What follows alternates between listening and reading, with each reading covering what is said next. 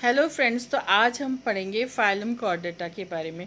तो कॉर्डेटा इसको नाम क्यों या वर्टिब्रेट्स क्यों बोलते हैं, क्योंकि एम्ब्रियोनिक लाइफ में इसमें एक नोटोकॉर्ड प्रेजेंट होती है जो कि रॉड और स्टिफ लाइक स्ट्रक्चर, बहुत स्टिफ स्ट्रक्चर होता है और ये मिड डॉर्सल सेक्शन में जो होती है वो प्रेजेंट होती है।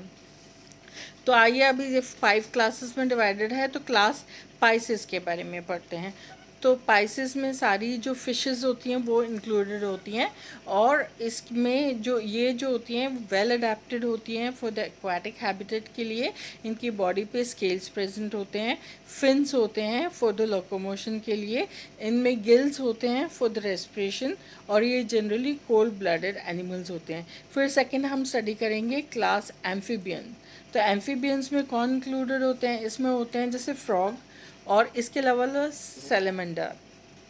तो फ्रॉग की अगर हम बॉडी देखें तो बहुत ही मॉइस्ट होती है, बहुत ही मॉइस्ट बॉडी होती है। उसकी बॉडी पे बहुत सारे ग्लैंड्स होते हैं जो उसकी स्किन सरफेस को मॉइस्ट रखते हैं और इसके अलावा इसकी जो रेस्पिरेशन होती है वो through the surface of the body से होती है। इसके अलावा lining of the buccal cavity से होती है और उसके साथ साथ लंग्स भी प्रेजेंट होते हैं इसमें। तो ये दोनों हैबिटेट पे सर्वाइव कर सकता है, एक्वाटिक के लिए भी अडेप्टेड होता है और टेरेस्ट्रियल के लिए भी अडेप्टेड होता है। इसकी अगर हम आईलिड्स देखें तो आईज में 3 आईलिड्स होती हैं इसकी, एक अपर और लोअर आईलिड जो कि इमूवेबल होती है। इसके साथ साथ एक थर्ड आईलिड होती है जिसको हम बोलते हैं नीचिटेटिंग मेम्ब्रेन। तो जिसका मेन काम होता है प्रोटेक्ट करना और आई को मॉइस्ट रखना। तो इनको अगर हम देखें, इनमें फर्टिलाइजेशन जो होती है वो एक्सटर्नल होती है और ये जनरली यूनिसेक्सुअल होते हैं। तो अब हम पढ़ेंगे क्लास रेप्टिलिया के बारे में। तो रेप्टाइल्स में क्या क्या इंक्लूडेड होते हैं कि स्नेक्स आते हैं, इसके अलावा लिजर्ड्स आती हैं। तो इनकी अगर हम स्किन देखें तो बहुत ही रफ़ और ड्राई स्किन होती है। इनकी जो एपिडर्मिस होती है वो मॉडिफाइड होती है एपिडर्मल स्केल्स में और इसके साथ साथ ये जो होते हैं वो ओविपेरस होते हैं, एग्स ले करते हैं। फर्टिलाइजेशन की जो होती है वो इंटरनल होती है और ये जनरली कोल्ड ब्लडेड एनिमल्स होते हैं, यानी इनको एक और नाम दिया जाए है, पोइकिलोथर्म्स भी बोलते हैं इनको। और इसके साथ साथ ये जो हैं हाइबरनेट करते हैं विंटर्स में। तो अब हम पढ़ेंगे क्लास एवीज के बारे में। तो एवीज में सारे बर्ड्स होते हैं, जितने भी आर्बोरियल, ये जनरली जो होते हैं आर्बोरियल होते हैं, यानी कि ट्रीज पे ये लोग रहते हैं और नेस्ट बनाते हैं।